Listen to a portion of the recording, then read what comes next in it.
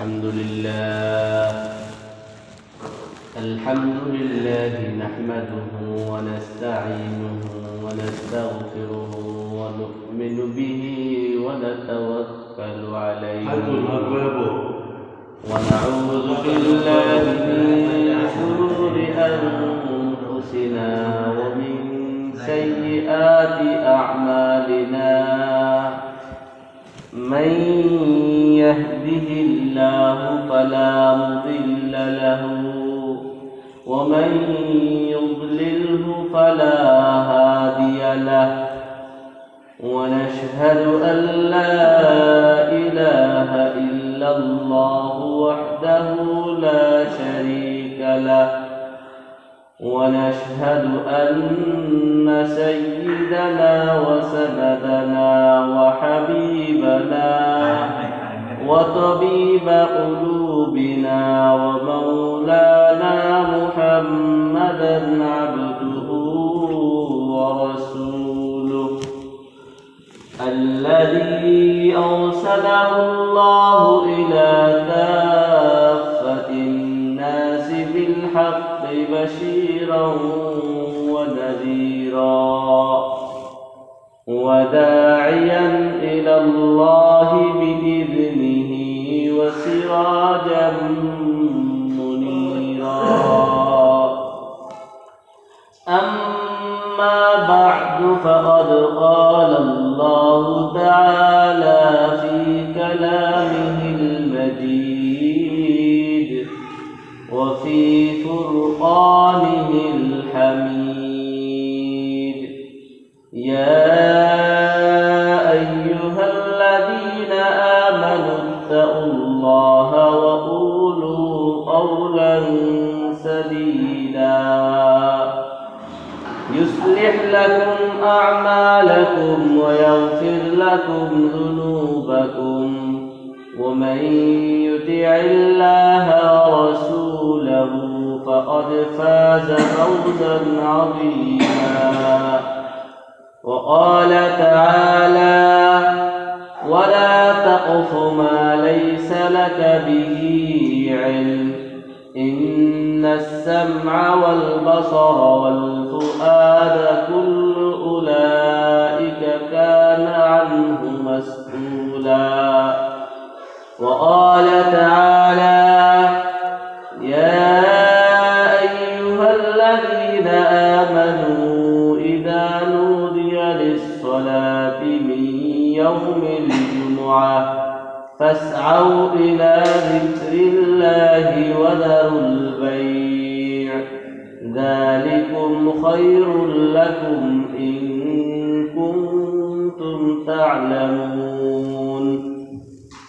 وقال رسول الله صلى الله عليه وسلم الجمعة واجبة على كل مسلم في جماعة إلا أربعة عبد مملوك أو امرأة أو صبي أو مريض وقال رسول الله صلى الله عليه وسلم الجمعة على من سمع النداء أو كما قال رسول الله صلى الله عليه وسلم صدق الله مولانا العلي العظيم وصدق رسوله النبي الكريم ونحن على ذلك من الشاهدين والشاكرين والحمد لله رب العالمين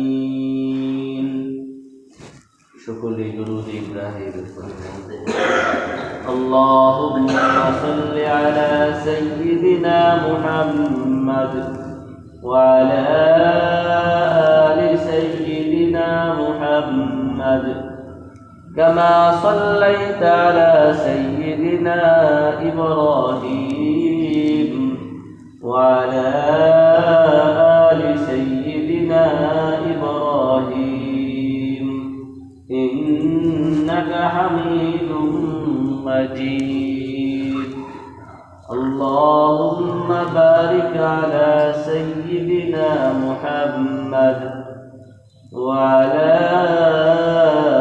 آل سيدنا محمد كما باركت على سيدنا إبراهيم وعلى آل سيدنا إبراهيم إنك حميد مجيد الحمد لله মহান রব্বুল আলামিনের অসংখ্য অগণিত শুকর যিনি আজ মুসলমানদের সাপ্তাহিক শুক্রবার জুমার দিন জুমার নামাজের উদ্দেশ্যে আমাদেরকে মসজিদে বসার একত্রিত হওয়ার তৌফিক দান করেছেন। এই জন্য সকলেই অন্তঃস্থল থেকে শুকর আদায় করে আলহামদুলিল্লাহ। সম্মানিত মুসল্লিয়ানে কেরাম, গত জুমায় আমরা জুমার দিনের ইতিহাস, জুমা বার্তা কীভাবে আসলো এবং জুমার দিন যে শুক্রবার দিন যে মুসলমানদের সাপ্তাহিক এই বিষয়ে আমরা কিছু বিষয় মুযাকারা করেছিলাম। সেই ধারাবাহিকতায়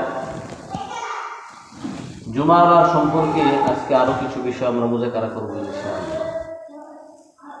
শুক্রবার দিনের অন্যতম একটি আমল হচ্ছে জুমার নামাজ।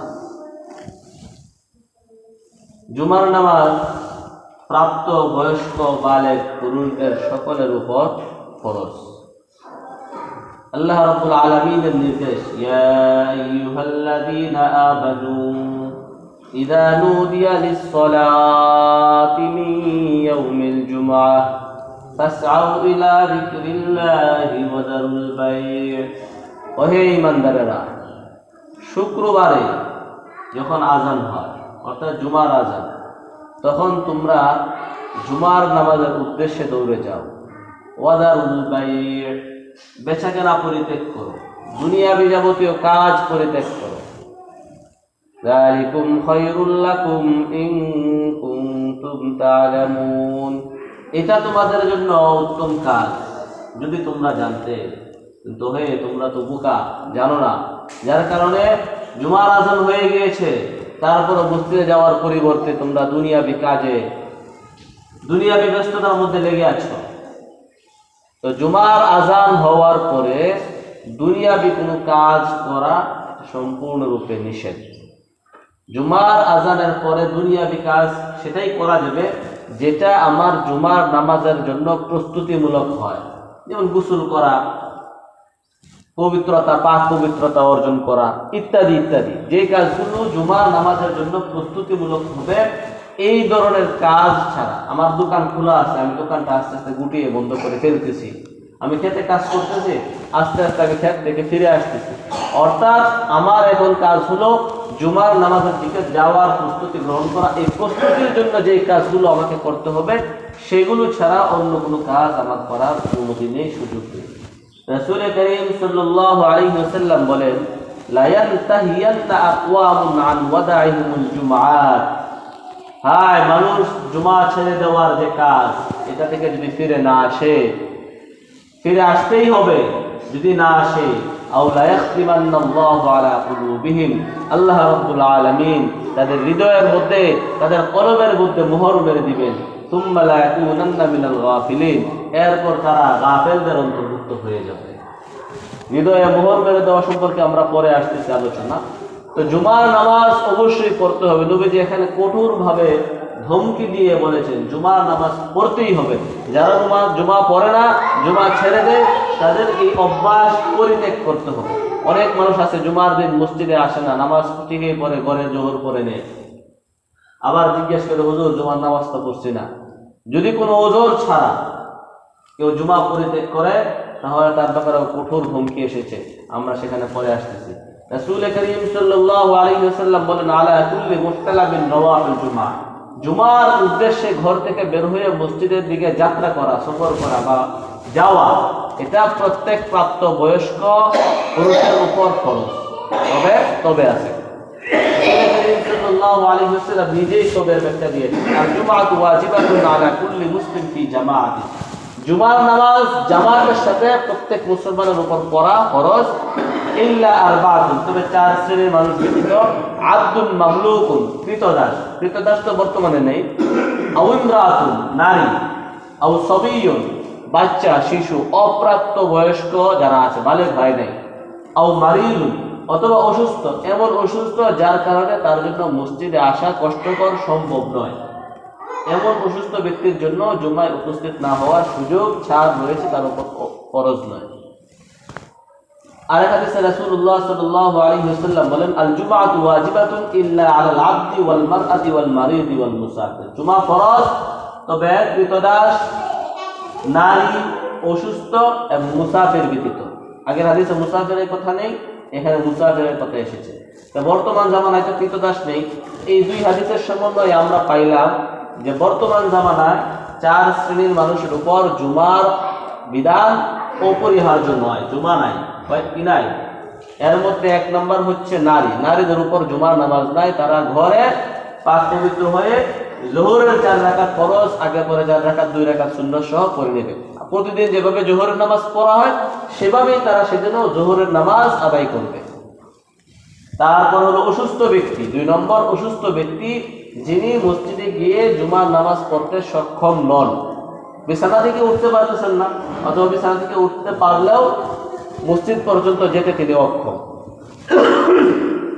এমন ব্যক্তির জন্য মসজিদে না আসার, জুমা না পড়ার অনুমতি আছে, তিনি ঘরে জোহর পড়ে নেবেন।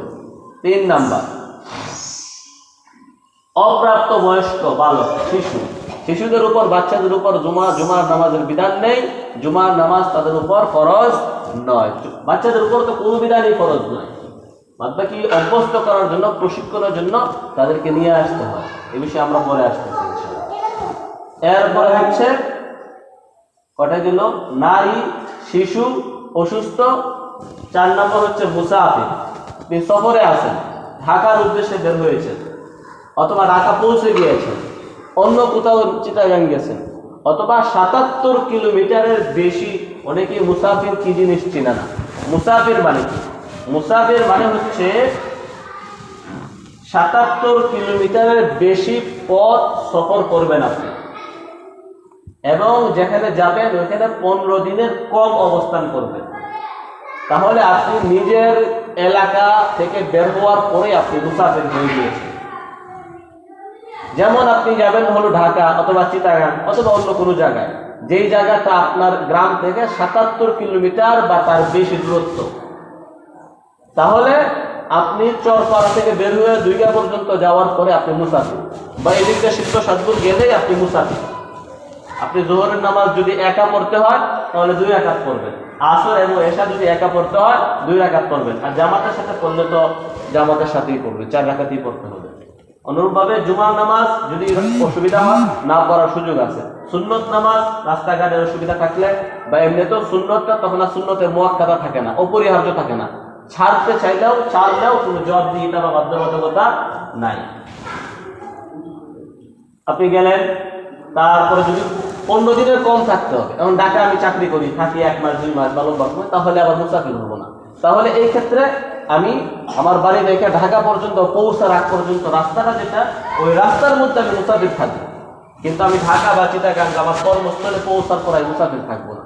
কিন্তু যদি আমি বেড়াইতে যাই, যেখানে আমি সপ্তাহ 10 দিন থাকবো, 14 দিন থাকবো, 15 দিন নয়, 15 দিনের কম, তাহলে আমি কি হবো? মুসাফির হবো। যেমন তাবলীগ জামাত যারা যায় 40 দিনের জন্য যদিও বের হয়, কিন্তু একটা মহল্লায়, একটা এলাকায় তারা 3 দিনের বেশি থাকে না, বা 3 দিন, বা এক গ্রামে যদি 2টা মসজিদও থাকে তারপরে 6 দিন হয়, 15 দিন হয় না, যার কারণে তারা কি থাকে? মুসাফির থাকে।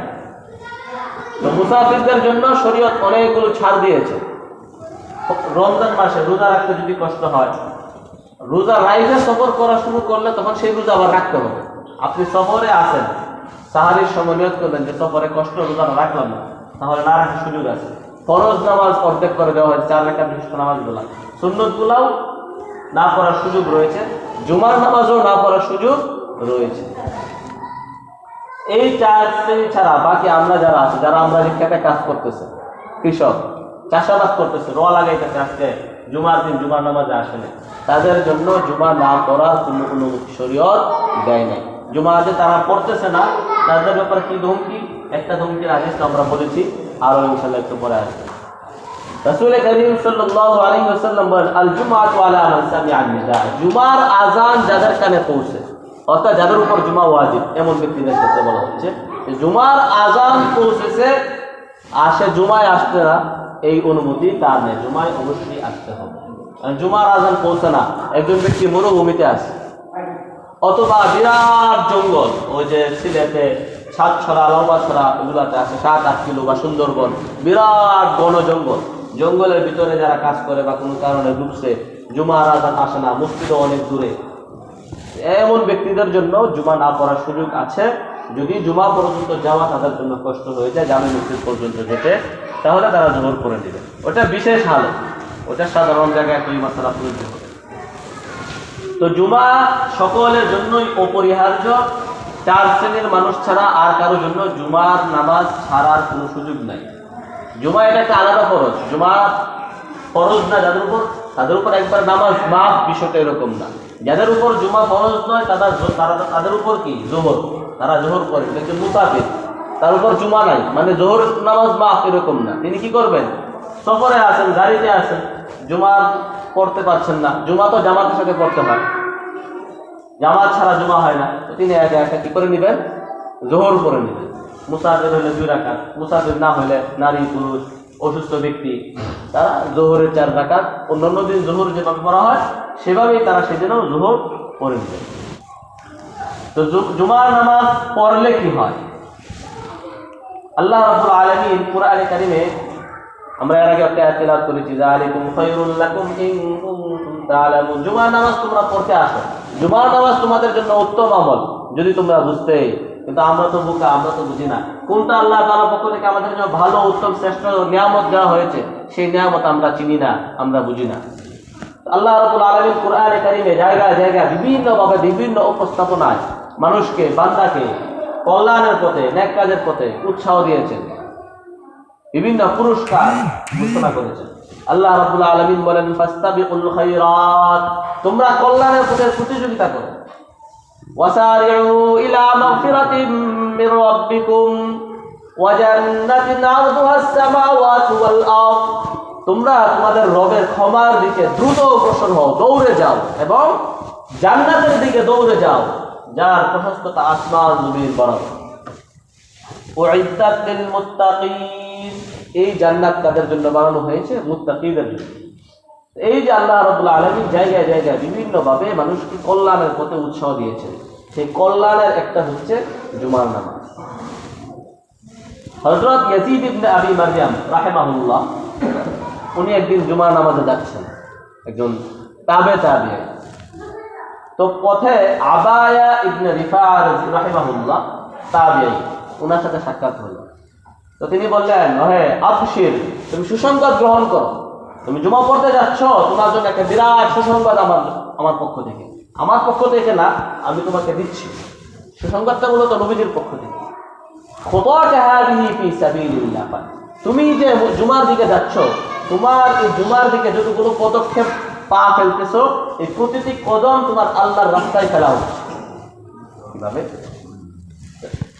আমি হযরত আবু আবাস রাদিয়াল্লাহু তাআলা আনহুকে বলতে শুনেছি, তিনি বলেন, রাসূলুল্লাহ সাল্লাল্লাহু আলাইহি ওয়াসাল্লাম বলেন, মান ইগবারাত কদাবা আবদিন ফি সাবিলিল্লাহ ফাহুমা হারামুন আলান নার, যার কদম আল্লাহর রাস্তায় পড়ে, আল্লাহর রাস্তায় যার পা চলে, সেই পা জাহান্নামের আগুনে স্পর্শ করবে না।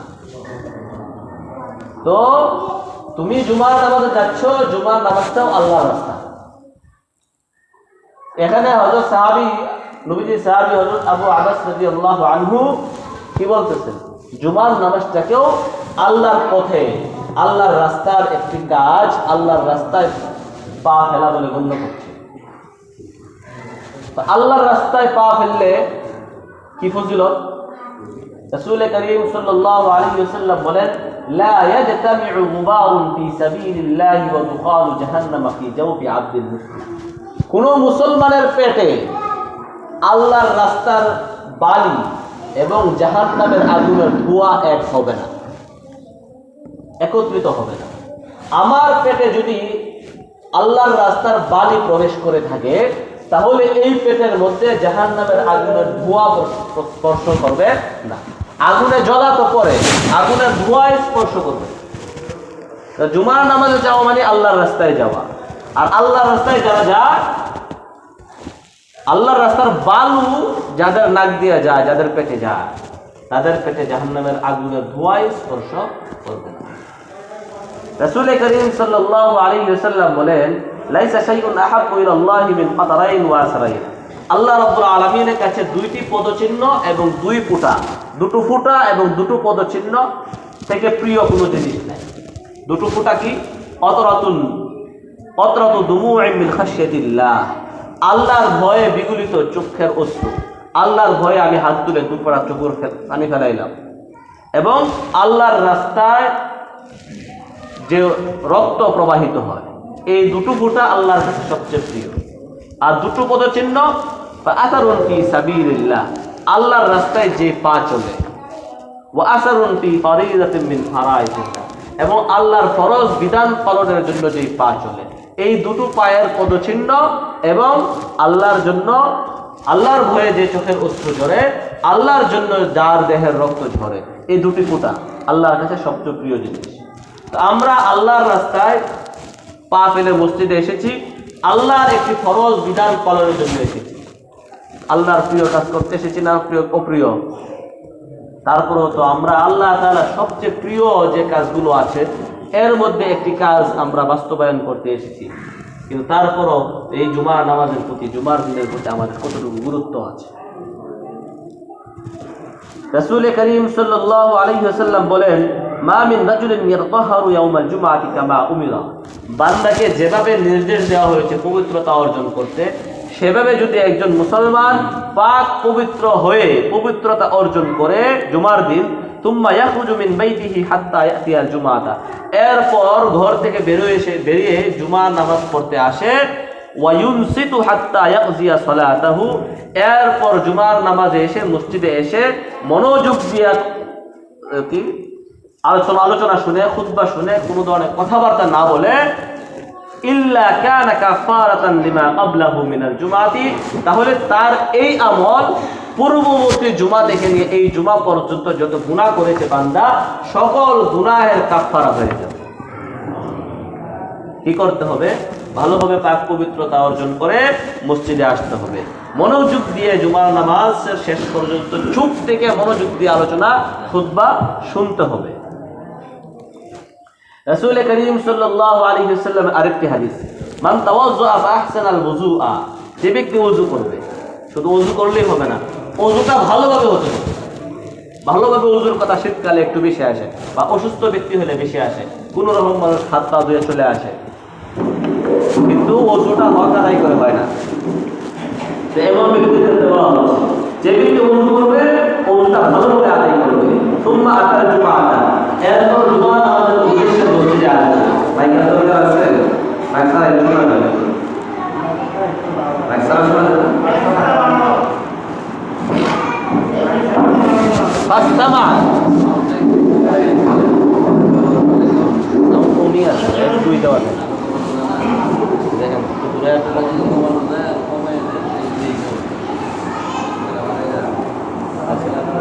তো ফাস্তামা, এরপর মনোযোগ দিয়ে শুনবে, ও আনসাতা, চুপ থাকবে, গুফিরা লাহু মা বাইনাহু ওয়া বাইনাল জুমাতি, আগের জুমার থেকে এই জুমার মাঝখানে তার যত অপরাধ হয়ে থাকবে, গুনাহ হয়ে থাকবে, আল্লাহ তাআলা তার সকল কিছু অপরাধ গুনাহ ক্ষমা করে দিবেন। ওয়া জিয়াদাতু সালাসাতি আইয়াম, আল্লাহ তাআলার পক্ষ থেকে পুরস্কার স্বরূপ আরো 3 দিনের অতিরিক্ত 3 দিনের গুনাহ আল্লাহ মাফ করে দিবেন। ওমান মাসাল হাসা ফাকাদ লাগা, যে ব্যক্তি কঙ্কর সরাবে সেও অপরাধ করবে।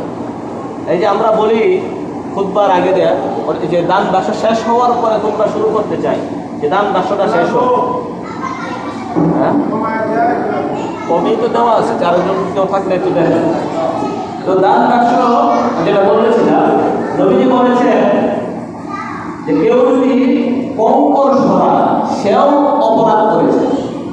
আমরা দান বাক্সগুলো শেষ হওয়ার পরে খুতবা শুরু করি, অপেক্ষা করি যে যে টাকাগুলো জমা শেষ হওয়ার পরে যেন আমরা কি করি, খুতবা শুরু করতে পারি, যেন সবাই মনোযোগ দিয়ে কি করেন, খুতবাটা শুনতে পারে।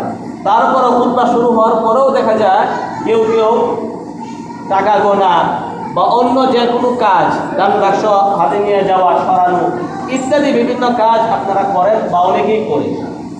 তো খুতবার সময় কঙ্কর মোচা, যে কঙ্করটা সামনে থেকে সরায় রাখি, এই জিনিসটাকেও নবীজি কি বলেছেন, অন্যায় কাজ বলে ব্যক্ত করেছেন। তো যেটা বলতেছিলাম যে এখানে জুমার ফজিলতের কথা বলা হয়েছে। জুমার ফজিলত যে আমি যদি জুমা নামাজ যথাযথভাবে পড়ি, আল্লাহ রাব্বুল আলামিন বান্দার জন্য এটি একটি শ্রেষ্ঠ আমল, শ্রেষ্ঠ কাজ বলে ব্যক্ত করেছে। জুমা নামাজ যদি কেউ পড়ে, জুমা নামাজ যদি কেউ খুতবা মনোযোগ দিয়ে শুনে, চুপ থেকে মনোযোগ দিয়ে শুনে, তাহলে এক সপ্তাহের গুনাহ আল্লাহ তাআলা ক্ষমা করে দিবেন। আগের জুমা থেকে এই জুমা পর্যন্ত সমস্ত গুনাহ কাফারা হয়ে যাবে তার এই কাজ। এখন যারা জুমা পড়ে না তাদের ব্যাপারে আমরা শুরুতে একটা হাদিস শুনেছিলাম, রাসূলুল্লাহ সাল্লাল্লাহু আলাইহি ওয়াসাল্লাম বলেছেন, যারা জুমা ছেড়ে দেয় তাদেরকে এই কাজ থেকে অবশ্যই ফিরে আসতে হবে, অন্যথায় আল্লাহ রাব্বুল আলামিন তাদের হৃদয়ের মধ্যে কি করবেন, মোহর মেরে দিবেন। মোহর মেরে দেওয়ার অর্থ কি, এবং তারা গাফেলদের অন্তর্ভুক্ত হয়ে যাবে। মোহর করে দেওয়ার কথাটা আল্লাহ তাআলা কুরআনে কারীমে কাফেরদের ব্যাপারে বলেছেন, খাতামাল্লাহু আলা কুলুবিহিম ওয়া আলা সামঈহিম ওয়া আলা আবসারিহিম গিশাওয়া। কাফেরদের ব্যাপারে আল্লাহ বলেছেন যে কাফেরদের চোখের মধ্যে, হৃদয়ের মধ্যে, কানের মধ্যে, সব কিছুর মধ্যে আল্লাহ তাআলা মোহর মেরে দেন, যার কারণে তারা সত্য শ্রবণ করে না, হক কথা শ্রবণ করতে পারে না, এখানে ঢুকে আর এখানে বের হয়ে যায়, দাওয়াত দিলে তারা দাওয়াত গ্রহণ করে না। তো যারা জুমা না পড়ে তাদের হৃদয়ে আল্লাহ তাআলা মোহর মেরে দিবে। কেমন যেন জুমা না পড়াটাকে এক প্রকার কুফরি কাজের সাথে সাদৃশ্য দেওয়া হয়। রাসূলুল্লাহ সাল্লাল্লাহু আলাইহি ওয়াসাল্লাম আরেক হাদিসে বলেন, মান তারাকা সালাতা জুমআই তাহাউনান বিহা তাবাল্লাহু আলা কলবিহি। কেউ যদি অবহেলাবশত 3 জুমা লাগাতার ছেড়ে দেয়, তাহলে আল্লাহ রাব্বুল আলামিন তার কলবের মধ্যে মোহর মেরে দিবেন। রাসূল করিম সাল্লাল্লাহু আলাইহি ওয়াসাল্লাম বলতেছেন, জুমা যারা না পড়ে তারা গাফেলদের অন্তর্ভুক্ত হয়ে যায়। অথচ আল্লাহ তাআলা বলতেছেন তোমরা গাফেলদের অন্তর্ভুক্ত হয়েও না। ওয়াযকুর রাব্বাকা ফী নাফসিকা তাদাররুআন ওয়া খীফা ওয়া দুনাল জাহরি মিনাল কওলি বিল গুদুবি ওয়াল আসাল ওয়া লা তাকুন মিনাল গাফিলিন। তোমরা সকাল সন্ধ্যা আল্লাহর জিকির করো, আওয়াজ দিয়ে আল্লাহর জিকির করো, আওয়াজ ছাড়া মনে মনে আল্লাহর জিকির করো, এবং গাফেলদের অন্তর্ভুক্ত হইল না। গাফেল কারা? যারা আল্লাহর স্মরণ থেকে বিমুখ হয়ে যায়, আল্লাহকে ভুলে যায়। আল্লাহকে ভুলে গেলে কি হয়, ওমান আরাদা আন যিকরি ফাইন্না লাহু মাঈশাতান দানকা। যে ব্যক্তি আল্লাহকে ভুলে যায় তার রিজিক সংকীর্ণ হয়ে যায়। ওমান ইয়াসলুক আন যিকরি রাব্বিহি ওয়া মান ইউরিদ আন যিকরি রাব্বিহি ইয়াসলুকহু আযাবান সাদা। আল্লাহর জিকির থেকে যারা বিমুখ হয় তারা কঠিন শাস্তির সম্মুখীন হতে হবে। আমি জুমা না করে জুমা ছেড়ে দিয়ে কতগুলো শাস্তির সম্মুখীন হওয়ার পর্যায়ে চলে যাচ্ছে। আমরা বলি যে র লাগাইছি, র পানির নিচে তলিয়ে যাচ্ছে। আল্লাহ তাআলাই বলে দিচ্ছেন, যারা আল্লাহকে ভুলে যাবে, জুমা যারা না পড়বে, যারা নামাজ যারা না পড়বে, আল্লাহর জিকির থেকে যারা বিমুখ হয়ে যাবে, আল্লাহর আদেশ পালন থেকে যারা দূরে সরে যাবে, তাদের উপরে রিজিকের আযাব আসবে। আমি যদি চাই আমার ফসল পানির নিচে তলায় না যান, আমার রিজিক ভালোভাবে উৎপন্ন হোক, আমার জমিন উর্বর হয়ে যায়, তাহলে আমাকে কি করতে হবে, আল্লাহর দিকে মনোনিবেশ করতে হবে। তারপর নবীজি আরেক জায়গায় বলেছেন, মান তারাকাল জুমাআতা সালাসান মিন গায়রি দারুরাতিন তাবাল্লাহু আলা কলবিহি।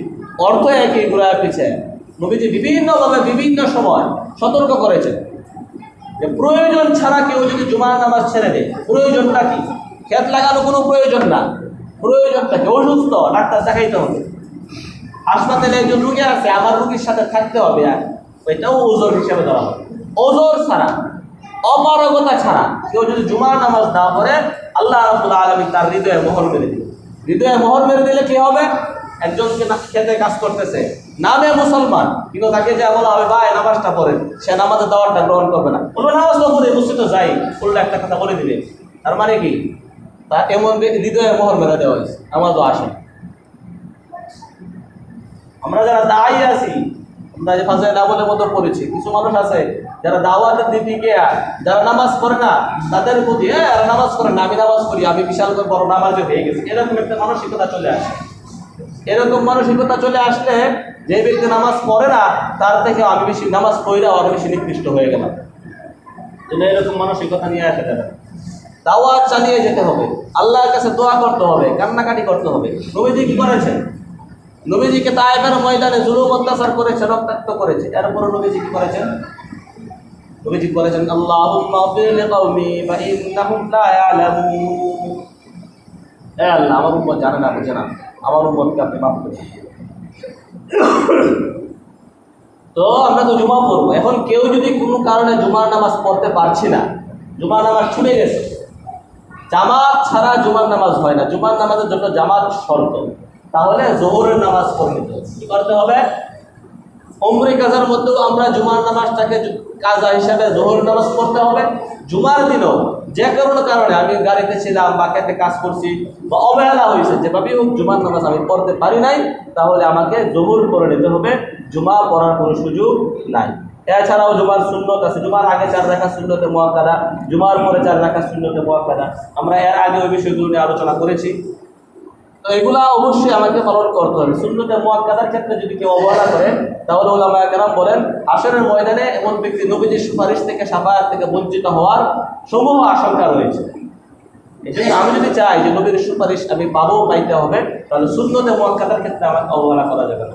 আল্লাহ তাআলা আমাদেরকে আমল করার তৌফিক দান করুন। জুমার যে ফজিলত, মর্যাদা, শ্রেষ্ঠত্ব রয়েছে সেগুলো যেন আমরা পাই, সেই তৌফিক দিন। জুমার নামাজ না পড়ার যে ভয়াবহতা রয়েছে, শাস্তি রয়েছে, সেটা থেকে আল্লাহ তাআলা আমাদেরকে হেফাজত করুন। আমিন। ওয়া আখিরু দাওয়ানা আলহামদুলিল্লাহি রাব্বিল আলামিন।